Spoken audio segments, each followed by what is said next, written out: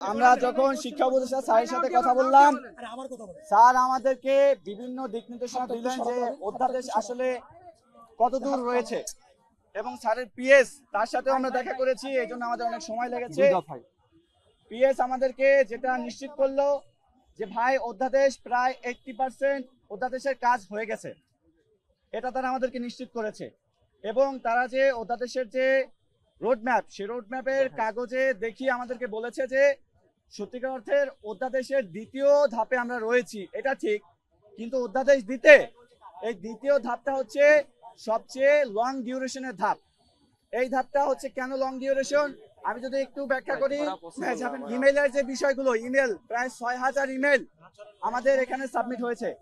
এই ইমেলটা বন্ধ হয়েছে গত বৃহস্পতিবার, এরপর শুক্র শনি, আজকে সোমবার, মাঝখানে ছিল রবিবার, এই 2 দিন হচ্ছে অফিস ডে। এই 2 দিনে 6000 ইমেল, মানে 6000 পেজ ইমেল পড়ে শেষ করা আদৌ সম্ভব কিনা, এটা তারা আমাদেরকে বলেছে, বাবা বলো তো যে 6000 ইমেল 2 দিনে তুমি পড়ে শেষ করতে পারবা? তাদের জনবল সংকট রয়েছে। তারা চেয়েছিল 2জন ব্যক্তি এখানে নিয়োগ করে ইমেলগুলো পড়াবে, কিন্তু তারা আমাদের কনসার্ন দেখে, আমরা যে খুব বেশি ভুক্তভোগী এটা তারা ফিল করে 5 জন জনবল এখানে নিয়োগ করেছে, এবং তারা নিয়মিত এই ইমেলগুলো পড়ছেন। তারা যেটা আরো আমাদেরকে বলেছেন যে এই ইমেল পড়ার ধাপটা যে লং, মানে 6000 ইমেল পড়া অনেক সময়ের ব্যাপার। এরপর এই দ্বিতীয় ধাপের মধ্যেই আবার বিভিন্ন অংশীজন রয়েছে, শিক্ষকরা রয়েছেন, প্রায় 1200+ শিক্ষক রয়েছেন, আমরা 1.5 লাখ শিক্ষার্থী রয়েছি, প্লাস এখানে রাজনৈতিক ছাত্র সংগঠনগুলো রয়েছে, তারপর বুদ্ধিজীবী রয়েছে দেশের। সবার সাথে আলাপ আলোচনা না করে তারা তাদের দায়িত্বশীল জায়গা থেকে কোনো একটা সিদ্ধান্তে আসতে পারে না, যার কারণে তারা আমাদেরকে এটা বলেছে যে ভাই তোমরা যে চাচ্ছ আগামী 3-4 দিনের মধ্যে আমরা অধ্যাদেশটা দিয়ে দিব, এই ডেট আমরা তোমাদেরকে দিতে পারবো না, এটা তোমাদের কাছে আমাদের পক্ষ থেকে একটা প্রতারণা হবে।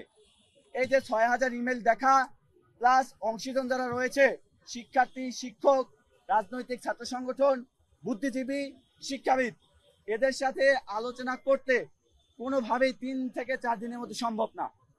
এরপর তারা বলেছে যে পরবর্তী যে ধাপগুলো রয়েছে প্রতিটা ধাপই 2-4 দিনের মধ্যে শেষ করা সম্ভব, এবং সর্বশেষ যে ধাপ ক্যাবিনেটে উঠা, এই ক্যাবিনেটে উঠাইতে গেলে আমাদের মাননীয় প্রধান উপদেষ্টা মহোদয়কে থাকতে হবে, এবং ক্যাবিনেটের, অর্থাৎ ক্যাবিনেট বলতে বর্তমান উপদেষ্টা পরিষদের যারা আসলে এটার সাথে সংশ্লিষ্ট তাদেরকে থাকতে হবে। এখন শেষ পর্যায়ে গিয়ে যদি তারা সবাই দেশে তখন থাকে তাহলে এটা খুব দ্রুত হওয়া সম্ভব। এখন যদি প্রধান উপদেষ্টা মহোদয় তখন যদি কোথাও বিদেশে সফর থাকে, সেক্ষেত্রে হয়তো সময় 2-3 দিন, 4 দিন, 5 দিন বেশি লাগতে পারে।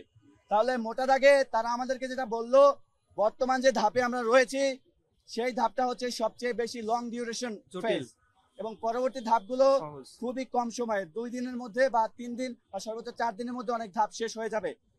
এখন লাস্ট যে ধাপটার কথা বললো, উপদেষ্টা পরিষদে এটা পাস হওয়া এবং রাষ্ট্রপতির সিগনেচারের মাধ্যমে অধ্যাদেশ হয়ে যাওয়া, এই ধাপটা হচ্ছে, মানে এই ধাপটা হচ্ছে আরেকটা হচ্ছে বড় ধাপ, কিন্তু বর্তমান ধাপের চেয়ে অনেকটাই ছোট।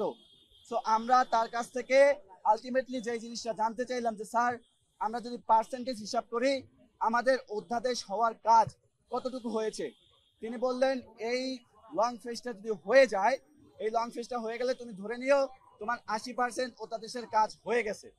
এখন আমরা বিশ্ববিদ্যালয় পর্যায়ে পড়াশোনা করা শিক্ষার্থী, আমরা সবকিছুই বুঝতেছি যে এতগুলো ধাপ, আমরা যেভাবে বলতেছি আগামী 3-4 দিনের মধ্যে অধ্যাদেশ দিয়ে দেওয়া, সেটা তাদের দায়িত্বশীল জায়গা থেকে করা সম্ভব হয়ে ওঠে না। আসলেই শিক্ষা উপদেষ্টা মহোদয় জনাব সিআর আবরার স্যার, উনি খুবই অমায়িক একজন মানুষ।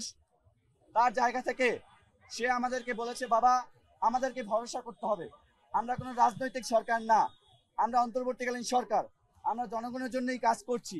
এখন তোমরা প্রেশার ক্রিয়েট করছো, অবশ্যই এটা বজায় রাখতে হবে, তাহলে কাজটা হয়তো আর একটু তাড়াতাড়ি হবে, কিন্তু তোমরা এমন কোনো পরিস্থিতি সৃষ্টি করো না যাতে আমাদের জন্য কাজ করতে অনেকটা বিড়ম্বনায় পড়তে হয়। সুতরাং আমরা আলটিমেটলি আজকে তাদের কাছ থেকে এইটুকু আশ্বাস পেলাম যে অধ্যাদেশের 80% কাজ এই ফেজটা শেষ হলেই 80% কাজ হয়ে যাবে।